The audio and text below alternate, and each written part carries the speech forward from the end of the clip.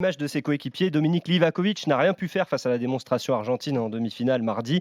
Lui qui a encaissé autant de buts ce soir-là que lors de ses 5 premiers matchs de l'édition 2022. Et manque de bol pour lui, il n'est pas prestidigitateur. Il s'est vu sanctionné d'un pénalty ô combien discutable sur Julián Alvarez. Et en plus, il s'est même pas arrêté en zone mixte tellement il était fâché, le Ouais, mec. un peu comme tout le monde du côté croate. Mais malgré tout, ce gardien qui fêtera ses 28 ans le mois prochain restera comme l'une des révélations de cette Coupe du Monde. Lui qui était déjà là en 2018 comme doublure de Daniel Subasic. Après le départ en retraite du monégasque, Dominik Livakovic était donc son remplaçant désigné.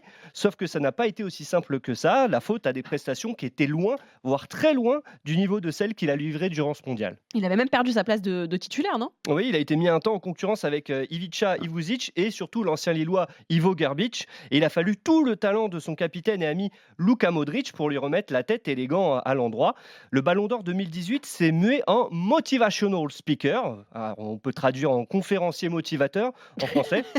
Mais vous savez, c'est ces gens très populaires aux États-Unis avec un micro-oreillette qui font plein d'argent en faisant croire qu'on peut transformer une vie de merde en success story en méditant sur des phrases fortes comme la pire décision est celle qu'on n'a pas prise, ou la meilleure façon de prédire l'avenir est de le créer, ou encore il suffit de traverser la rue pour trouver du travail. Toutes les sornettes qu'on retrouve sur les montages Facebook postés par Tata Sylviane ou les posts LinkedIn de tous les start-upers. Sauf que comme tout ce qu'il entreprend, Luka Modric le fait avec talent. Et cette conversation avec son gardien sur un coin de canapé a, par bonheur, été dévoilée sur le site de la FIFA. Instant intime. Je ne te dirais pas ça si je ne tenais pas à toi, mais je te vois pas progresser en sélection.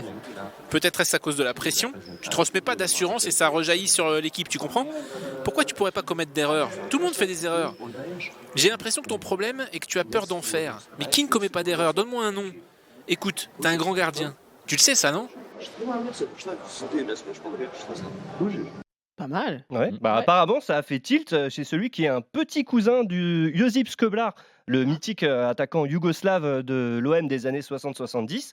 En huitième de finale contre le Japon, il est devenu le troisième gardien à arrêter 3 tirs au but lors d'une même séance en Coupe du Monde. Il en a également sorti un face au Brésil en quart, portant son total à 4 et égalant ainsi le record que se partageaient l'Argentin Sergio Goycochea et son compatriote Daniel Subasic, heureux de voir son ancien protégé briller dans la plus belle des compétitions.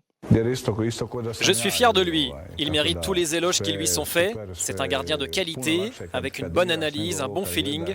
Et comme moi, il est entré dans l'histoire. Exceller sur penalty/tir au but, c'est un talent qu'on ne lui connaissait pas forcément en compétition européenne.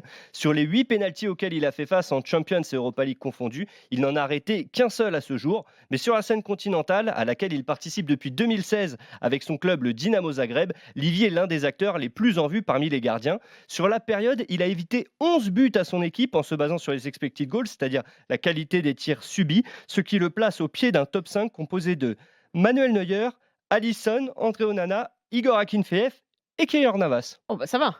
Pas mal, non? Ouais, Ouais. franchement, c'est pas mal. Et sur cette Coupe du Monde, il est même le meilleur à ce petit jeu avec 3 buts évités à son équipe, sans compter les tirs au but évidemment. Un total qu'il pourrait gonfler s'il participe et brille lors de la petite finale prévue samedi face au Maroc. Et on imagine surtout qu'avec de telles perfs, il va agiter un petit peu le mercato là cet hiver. C'est un petit peu la question à chaque fois. Oui, Qui- il y a effectivement pépite. le fin de chronique. Alors, selon Sky Sport, Dominik Livakovic est en discussion avec le Bayern Munich qui cherche un remplaçant à Manuel Neuer, qui s'est fracturé, lui, le tibia en faisant du ski. Ça, c'est pas Alors, il paraît qu'il aurait dit « J'y vais, mais j'ai peur !» avant de tomber. Bon, ça n'a pas été confirmé. Un potentiel transfert démenti par leur confrère allemand de Bild. Alors, il faut dire que le gardien croate a souvent été annoncé partant, mais n'est jamais parti. Il y a 3 ans, il avait failli signer à Montpellier, avant que son club ne le bloque. Et il y a 2 ans, il était proche de Rennes, qui lui avait préféré Alfred Gomis. Après une telle Coupe du Monde et dans l'attente d'un possible trophée de meilleur gardien du tournoi, sait-on jamais, il serait peut-être temps que Dominique Koenig s'en aille, tout simplement.